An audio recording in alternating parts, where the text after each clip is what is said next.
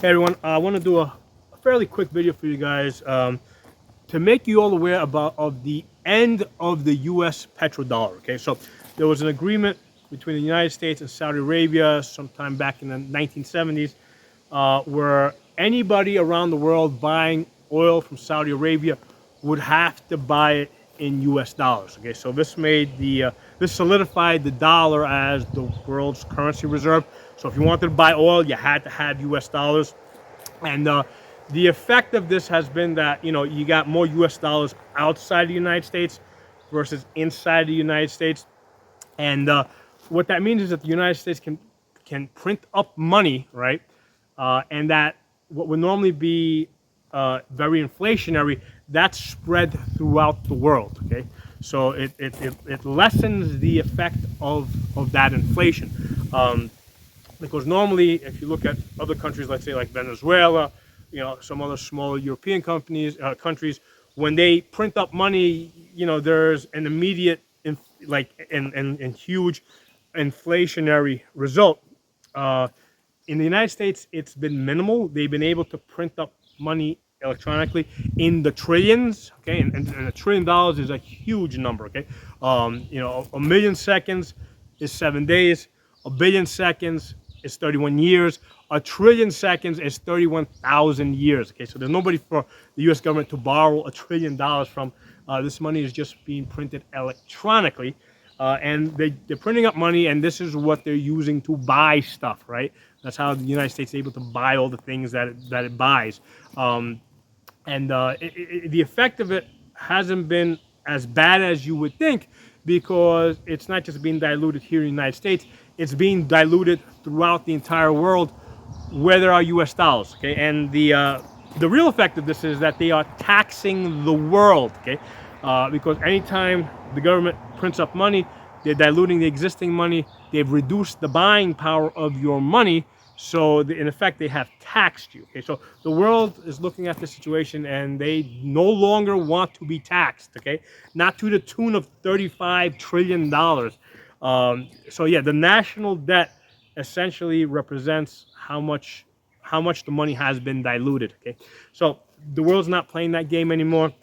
The BRICS nations are becoming bigger and bigger. The BRICS nations is an economic alliance, to kind of counter the G7 nations, which are essentially led by the United States. So the G7 nations are about 30% of the world's GDP. The BRICS nations are now up into about maybe 40% of the world's GDP. So the BRICS nations are bigger than the G7 nations. Okay, the original ones are Brazil, India, China, Russia, South Africa, and there's like 40 or 50 other nations that have either joined it or are trying to join it. I think Turkey recently joined it. Saudi Arabia is part of BRICS. So again, Saudi Arabia choosing not to renew the petrodollar agreement.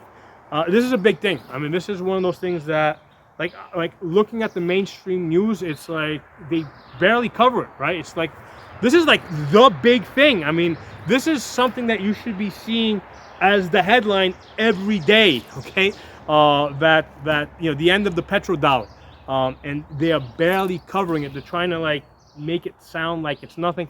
I definitely think the Democrats are trying to, just get through this 2024 election and say, hey, we'll deal with the consequences after.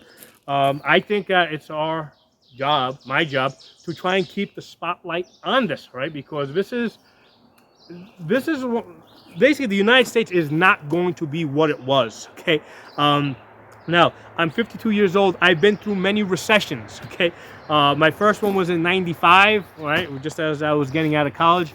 There was one in 2001, 2008, when I bought this and a few other properties, between 2008, 2010. Again, all these recessions, to me, I looked at them as buying opportunities, right? Because I knew that as somebody with an accounting background, I understood that recessions are engineered. Okay, essentially, what's happening in a recession is, the economy is really good, people keep raising their prices, people keep asking for more raises, and at some point, as the prices go higher and higher, the government basically engineers a recession to bring down the prices so people will respect the dollar again.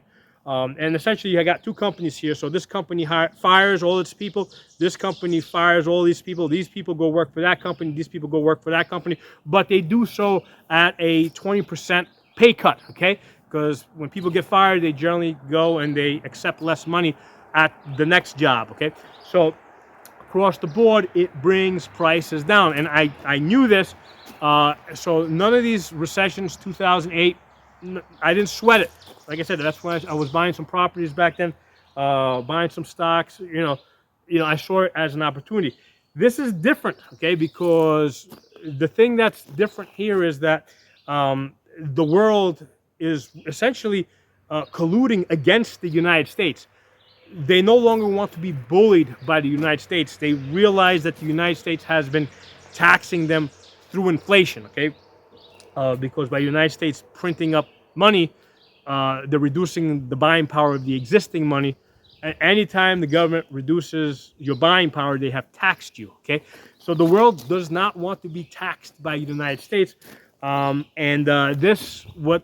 Saudi Arabia did, ending their petrodollar deal with the United States, it's not just a nail in the coffin. This is a stake through the center of the coffin into the heart of the United States. I expect that things are going to be very different. We're going to start, obviously they're going to try and delay it until after the election. They're going to try and, manipulate, interest rates and stuff like that, spending. They're going to try and print more money and spend. It's only going to go so far. This is going to blow up in their face because the United States does not produce anything. Okay, has not been a producer nation for a very long time. Essentially, what we've been doing is we've been printing up money and buying goods around the world with worthless money. Okay, that's what we have been doing, and the world has decided that they're aware of what we're doing, and they no longer want to keep playing that game. Now, they're not going to stop it immediately. Like China isn't going to say, hey, we're no longer accepting US dollars, but they will eventually, right? Eventually, they're going to get to the point where they're going to say, hey, you can buy from us, but you can't pay us in US dollars. You got to pay us in our currency. And that's the basic idea with the BRICS agreement. Is they're not, like right now, they're not using a different currency. All they're doing is they're saying that, hey, countries doing business with each other, like for example, if Saudi Arabia wants to do business with China, instead of using US dollars, right, like they would do in the past, they're now going to they're going to trade in their own currencies. So this is dealing out the United States. The United States cannot tax them through inflation, okay? So this is what we've been riding on for like the last 40 years. So this is going to be big. This is going to really change things. And let's say Trump wins re-election. He's not going back into the White House where he left off. Okay, what he's getting back in 2024 is not what he left in 2020. Okay, even if he gets reelected, because him getting reelected is not going to all of a sudden say, hey, okay, great, the rest of the world is going to go back to doing business on US dollars, and the United States can go back to printing up money and buying stuff cheaply around the world. Okay, so we are going to see this as inflation. We're going to see this as job losses. We're going to see our economy essentially be forced to go back to a production economy, because most of a big portion of the jobs in the United States are desk jobs, right? They're people typing on keyboards, not actually producing anything. And because what they're doing is they're importing stuff, right? Stuff's being imported, and they're sitting there on clicking on tapping on on keyboards, moving that stuff back and forth. Well, if stuff's not being imported, somebody has to actually produce that stuff. So I think a lot of jobs are going to be like are going to be phased out, and people are going to have to go back to production jobs. Okay? So anyway, let me know what you guys think. I primarily wanted to make you guys aware of the end of the petrodollar. Okay, this isn't something that is a possibility. I mean, this is something that happened. This happened on June 9th. Saudi Arabia said that they are not renewing that agreement. So you would have thought that the United States, Biden in particular, might have been a little bit nicer to Saudi Arabia if they were trying to get them to renew this agreement. But we'll see what happens. But I don't think it's going to be good. I think I think that, again, I've lived through many recessions, right? So 94, 2001, 2008. This is different, okay? This is different. Like, a lot of people thought that the 2008 one was a big deal. I didn't sweat it. I was like, okay, great. Property prices have dropped. Good. Let me buy some properties. This is going to be different because this is the end of the underpinning of the United States economy, which is essentially our economy has been electronically printing money. Okay, that's the only thing that we really produce. So anyway, let me know what you guys think. I'll talk to you all soon.